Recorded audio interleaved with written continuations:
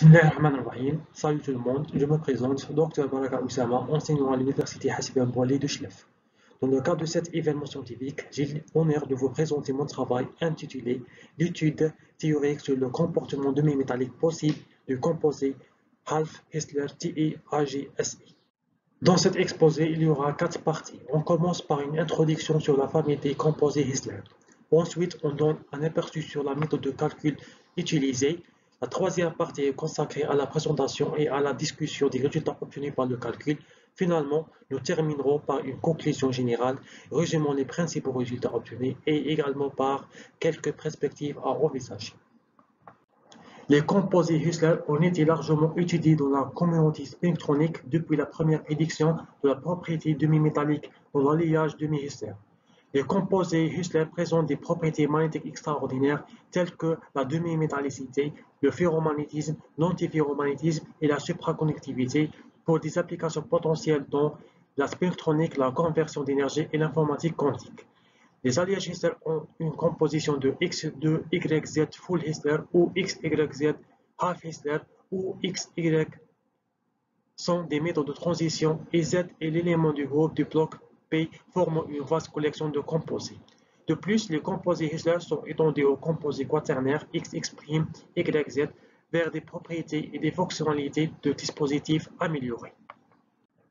Je suis intéressé à l'étude théorique sur le comportement demi-métallique possible de nouveaux composés Half-Hissler TiAGSI. Dans ce travail, les calculs ont été effectués en utilisant un calcul de premier principe, basé sur le formalisme de la théorie de la fonctionnelle de la densité DFT, en utilisant le code VN2K, qui est une application directe de la méthode FPR-APW. Cette méthode est basée sur des ondes planes augmentées avec linéarisation associées avec des orbitales locales pour permettre le calcul de propriétés d'un cristal périodique en utilisant comme point de départ le réseau de Bravais ainsi que le groupe de symétrie spatiale. La maille est divisée en deux régions, la région représentée par des sphères atomiques dites sphères Mefentine centrées sur les noyaux et la région interstitielle située entre les sphères. Le potentiel d'échange et de corrélation est traité dans le cadre de l'approximation du gradient généralisé JGA et la JGA plus U où U est le paramètre U bar. Passons aux résultats et discussions.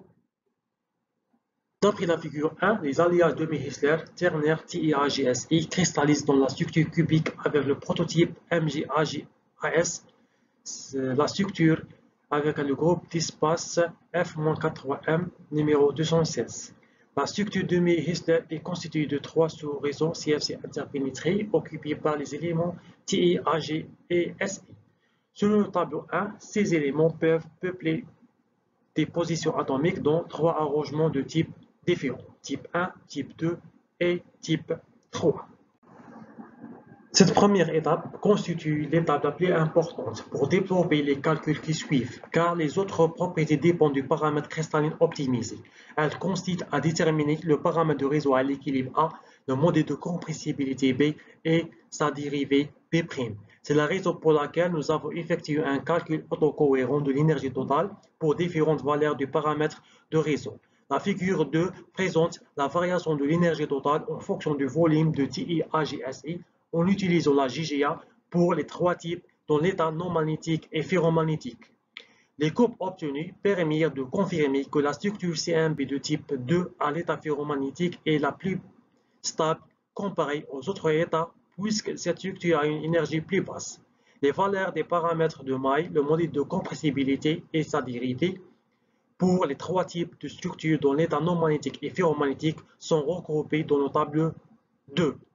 Vu l'absence de travaux expérimentaux ou théoriques, mon calcul doit être considéré comme la première prédiction.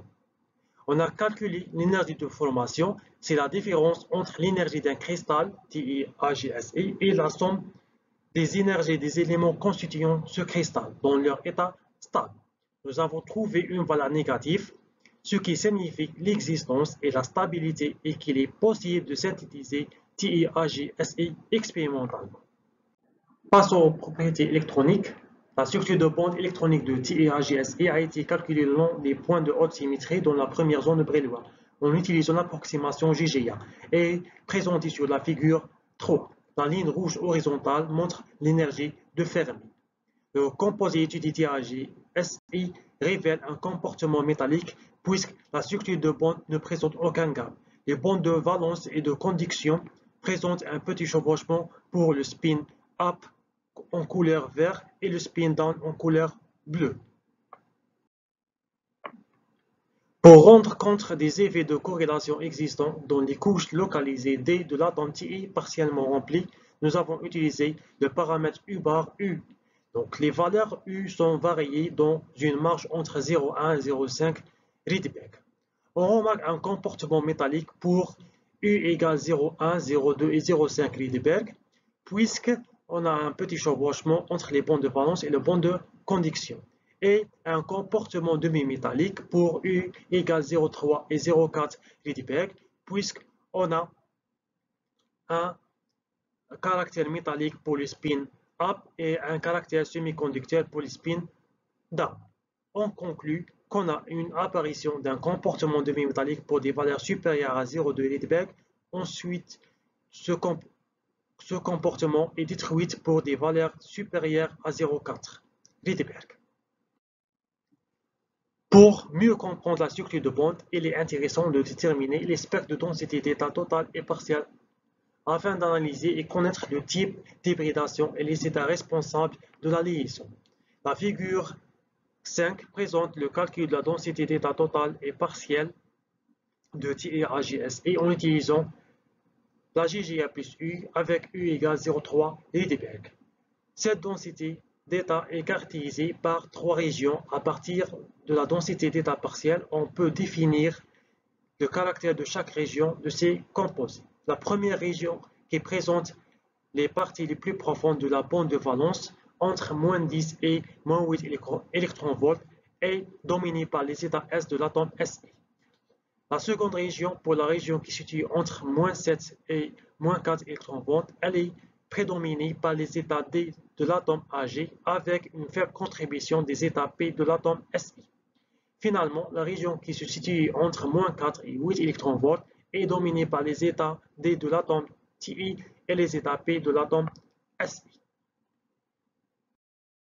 On a calculé aussi les propriétés magnétiques. Le moment magnétique total pour le composé étudié peut être estimé en utilisant la règle de Stater-Pauling. Le moment magnétique total égale Zt-18, où Zt est le nombre des électrons total de valence du composé.